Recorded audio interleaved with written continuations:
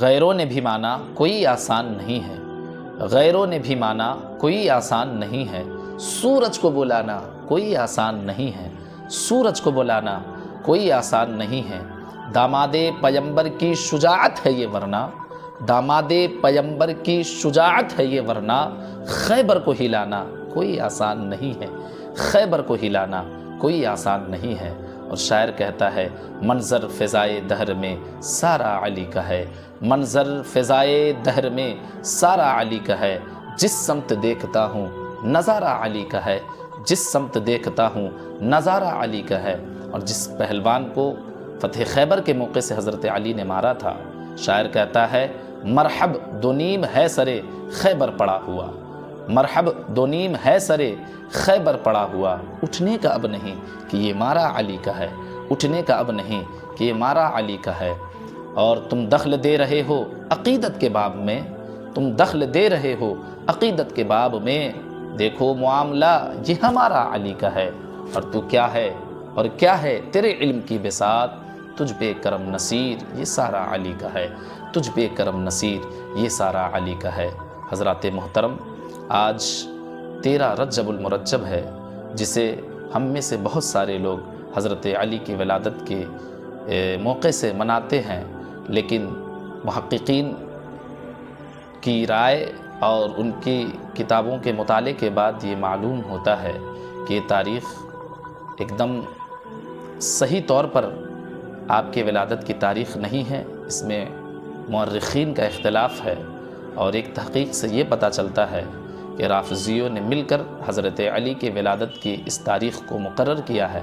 بہرحال جو بھی ہو، حضرت علی کا ذکر چاہے ان کی ولادت کی تاریخ میں ہو یا بعد میں ہو، ہونا ضرور چاہیے، ہمیں حضرت علی سے محبت کرنی چاہیے۔ اور اس باب میں جب ذکر چھڑ گیا تو میں نے سوچا حضرت علی کرم اللہ وجہہ الکریم کے تعلق سے کچھ باتیں آپ تک میں پہنچاؤں۔ حضرت علی کرم اللہ وجہہ الکریم یا عام الفیل کے 30 سال کے بعد اور اعلان نبوت سے 10 سال پہلے مکہ مکرمہ میں پیدا ہوئے۔ حضرت علی کرم اللہ وجہہ الکریم خلیفہ چہارم ہیں۔ حضرت علی کو ابو تراب کے لقب سے بھی نوازا گیا ہے، حضرت علی کو کرم اللہ وجہہ الکریم کے لقب سے بھی نوازا گیا۔ زمانہ آپ کو اسد اللہ بھی کہتا ہے اور امیر المؤمنین بھی ہیں آپ۔ حضرت علی کرم اللہ وجہہ الکریم کو یہ کرم اللہ وجہ کا جو لقب ملا تھا وہ اس وجہ سے کہ آپ نے نبی دو عالم صلی اللہ علیہ وسلم کی گود میں ہی پرورش پائی، اور آپ نے چلنا پھرنا بولنا ساری چیزیں اپنے آقا سے سیکھی تھی، اور یہی وجہ ہے کہ آپ نے اپنی پوری زندگی بھی کبھی بھی کسی بھی بت کی پرستش نہیں کی۔ اسی وجہ سے اللہ نے آپ کو کرم اللہ وجہہ الکریم کے لقب سے اللہ کے حبیب نے آپ کو نوازا۔ اور ساتھ ہی ساتھ حضرت علی شیر خدا یہ وہ شخص ہیں کہ جنہوں نے حضرت خدیجۃ الکبریٰ کے بعد مردوں میں سب سے پہلے نبی دو عالم صلی اللہ علیہ وسلم کے دست حق پر بیعت کرنے والے اور ایمان قبول کرنے والے حضرت علی ہی ہیں۔ حضرت علی نے جنگ بدر ہو، جنگ احد ہو، بیعت رضوان ہو، سب میں آقا صلی اللہ علیہ وسلم کے ساتھ ساتھ رہے۔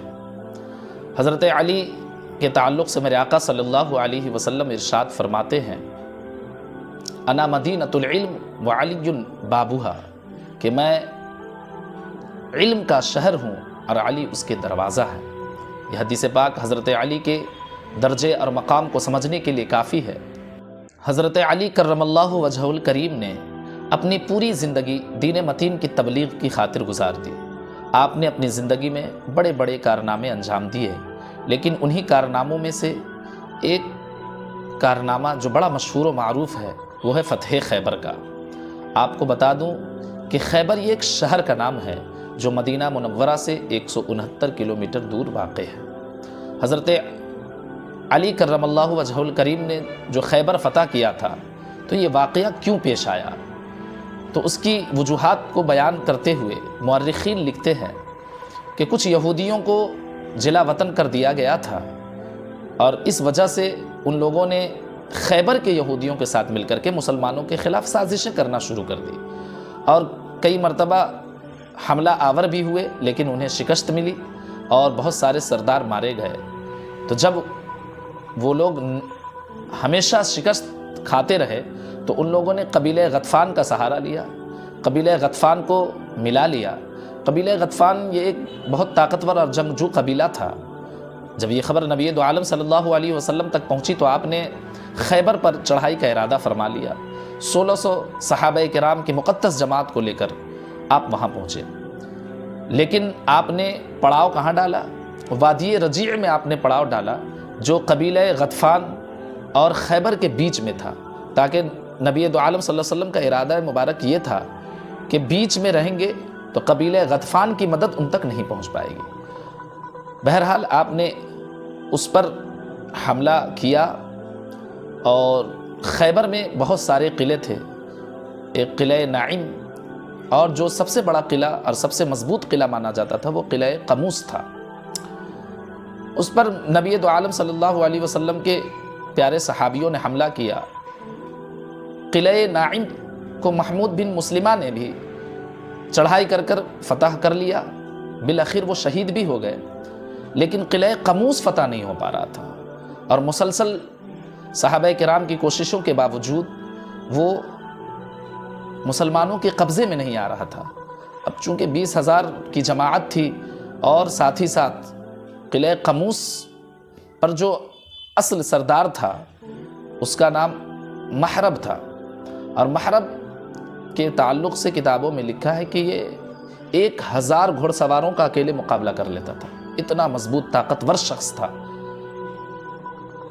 جب لگاتار کوششوں کے باوجود فتح نہیں ہو رہا تھا تو ایک دن نبی دو عالم صلی اللہ علیہ وسلم نے صحابہ کرام کو جمع فرمایا، اور یہ بخاری شریف کی حدیث میں بھی ہے۔ میرے آقا صلی اللہ علیہ وسلم نے فرمایا کہ کل اسلام کا جھنڈا ایسے شخص کے ہاتھ میں دیں گے جو اللہ اور اس کے رسول سے محبت کرتے ہیں اور اللہ اور اس کے رسول بھی اس سے محبت کرتے ہیں۔ اللہ اکبر۔ اب تمام صحابہ کرام کی دلی خواہش تھی کہ یہ جھنڈا میرے ہاتھ میں آئے، یہ جھنڈا میرے ہاتھ میں آئے۔ رات گزری، پوری رات صحابہ کرام پریشان تھے، بے قرار تھے، آخر کل میرے آقا صلی اللہ علیہ وسلم کس کے ہاتھ میں علم دیں گے اور کون ہے جس کے ہاتھ پر یہ قلعہ فتح ہوگا؟ اللہ اکبر کبیرہ۔ صبح ہوتی ہے، تمام صحابہ کرام بے قرار ہے، بے چین ہے، نبی دو عالم صلی اللہ علیہ وسلم کی بارگاہ میں حاضری دیتے ہیں۔ نبی دو عالم صلی اللہ علیہ وسلم نے ادھر ادھر دیکھا، نظریں دوڑائی، دیکھا علی موجود نہیں ہے۔ صحابہ سے پوچھا علی کہاں ہیں؟ لوگوں نے کہا کہ آپ کو آشوب چشم ہے، یعنی آپ کی آنکھ میں تکلیف ہے۔ میرے آقا صلی اللہ علیہ وسلم نے کہا علی کو بلاؤ۔ میرے آقا صلی اللہ علیہ وسلم نے علی کو بلوایا۔ جیسے ہی حضرت علی آتے ہیں، آقا اپنا لعاب دہن آنکھوں پر لگاتے ہیں۔ روایتوں میں موجود ہے، حضرت علی کہتے ہیں کہ جب سے میرے آقا نے اپنا لعاب دہن میری آنکھوں پر لگایا، پہلے سے زیادہ روشنی میری آنکھوں کی ہو گئی۔ سبحان اللہ۔ میرے آقا صلی اللہ علیہ وسلم نے جھنڈا ہاتھ میں دیا اور کہا علی جاؤ قلعہ قموس کو فتح کر لاؤ۔ اللہ اکبر کبیرہ۔ حضرت علی قلعہ قموس کی طرف بڑھتے ہیں، محرب سے مقابلہ ہوتا ہے، وقت کا وہ مضبوط پہلوان، طاقتور پہلوان، مقابلہ ہوتا ہے، لیکن تاریخ کہتی ہے 2 ہی مرتبہ تو حضرت علی نے حملہ کیا تھا، تیسری مرتبہ میں آپ نے تلوار اس انداز سے مارا کہ اس کا سر کٹ کر وہ تلوار کی جو دھار تھی حضرت علی کی، وہ سر کو چیرتے ہوئے اس کے دانت تک پہنچ جاتی ہے۔ اب یہاں پہ 2 روایتیں ہیں، بعض کہتے ہیں کہ اس کے قتل ہو جانے کے بعد جو وہاں کے لوگ تھے انہوں نے قلعہ بند کر لیا، اور بعض کہتے ہیں کہ اس کے قتل ہو جانے کے بعد جتنے سپاہی تھے انہوں نے سب نے یکجا طور پر حضرت علی پر حملہ کر دیا، اور حضرت علی نے خیبر کے اس دروازے کو اکھاڑ دیا۔ اللہ اکبر کبیرہ۔ جو 800 من جس کا وزن بتایا جاتا ہے اور 20 لوگوں کی مدد سے وہ دروازہ کھولا جاتا تھا، حضرت علی نے خیبر کے اس دروازے کو اکھاڑ کر کے ان سپاہیوں کا مقابلہ کیا اور فتح یاب ہوئے۔ اور ایک روایت میں ہے کہ جب قلعہ ان لوگوں نے بند کر لیا تو حضرت علی نے اس خیبر کے دروازے کو اکھاڑا اور جو خندق بنائی گئی تھی قلعہ کے کنارے کنارے، اس خندق کے اوپر رکھا تاکہ تمام مسلمان اپنے گھوڑوں کے ساتھ سمیت وہ قلعہ میں داخل ہو جائے، اور اس طرح سے خیبر کا وہ قلعہ فتح ہو گیا حضرت علی کرم اللہ وجہ الکریم کے دست مبارک سے۔ تو حضرت علی کرم اللہ وجہ الکریم نے بہت سارے واقعات ان سے متعلق آپ نے کتابوں میں پڑھی ہوگی، لیکن یہ فتح خیبر کا واقعہ بڑا دلچسپ ہے اللہ اکبر کبیرہ۔ 21 رمضان المبارک کو آپ کوفہ کی جامع مسجد میں نماز ادا کر رہے تھے کہ ایک عبد الرحمن بن الجن نامی ایک خارجی آتا ہے اور پیچھے سے آپ پر حملہ کر دیتا ہے۔ اس تکلیف میں آپ 2 دن اس دنیا میں رہتے ہیں اور اس کے بعد اسی درد اور تکلیف میں اس دنیا سے رخصت ہو جاتے ہیں۔ اللہ تبارک و تعالی ہمیں بھی حضرت علی کے علم و عمل کا صدقہ عنایت فرمائے۔